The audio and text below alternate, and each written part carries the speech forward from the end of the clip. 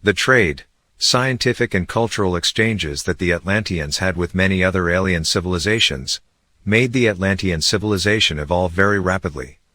From what I saw on the holographic screen, their golden color was yellow, which is not surprising, especially since the symbol of their civilization was the sun, often depicted on their clothing in the chest area. However, after they reached an advanced level of spiritual and technological development, due to a phenomenon of diminishing connection with the etheric plane, segregation occurred in their civilization.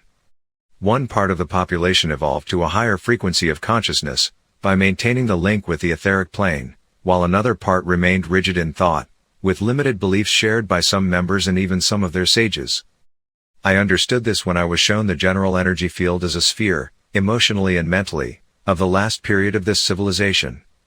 I noticed that it had split, so that from the overall yellow that characterized it as a subtle hue, two distinct subtle colors emerged. One had a light blue hue and the other was red-orange. There were two different frequencies, in which those who were more orange-red oriented belonged to a high stratum of society and scientists, and those who belonged to the subtle field of the light blue color, represented the stratum of sages and the spiritual category of Atlantean society. The separation into two somewhat antagonistic categories of thought and feeling among the Atlantean population became increasingly evident over time. As a result, many of those who belonged to the blue category left for other parts of the world, several hundred years before the final cataclysm, giving rise to other centers developed in areas where the link with the etheric plane had been preserved longer. Gradually, due to the retreat of the blue side, the subtle orange-red people began to predominate in Atlantis, whose orientation was predominantly materialistic.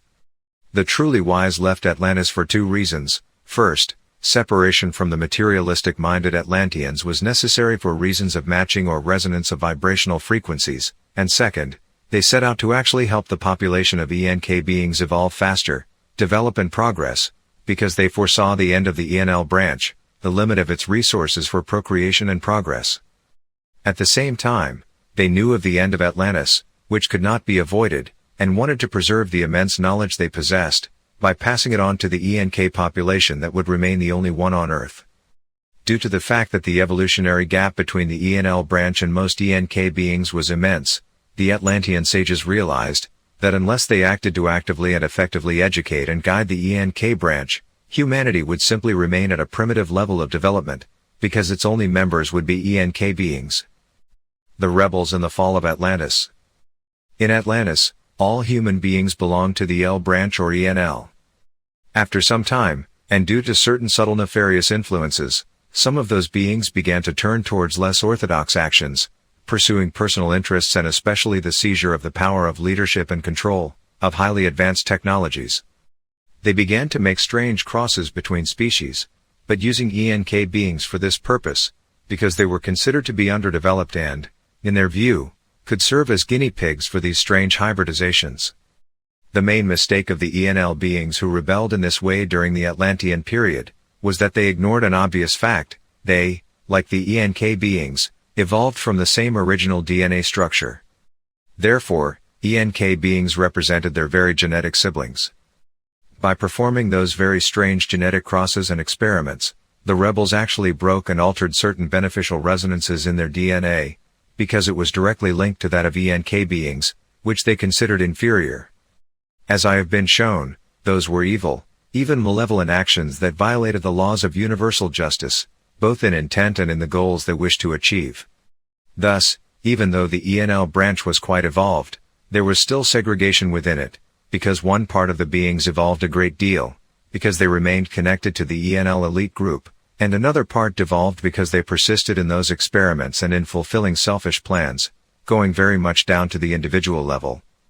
Due to the fact that the rebels were beings who already possessed great powers and advanced knowledge, their negative actions and intentions had very strong reverberations throughout the world. Cumulatively, it came as a terrible shock to human civilization, as the frequency of energies dropped sharply. The uninspired game of the deviant ENL beings, with the K branch or ENK beings, coupled with selfish intentions to grab power for personal gain, unbalanced the balance of energies on the continent and ultimately caused its complete destruction. Thus, instead of evolving, part of the L created that very acute problem on the planet, which meant a real undermining of one's own energy level.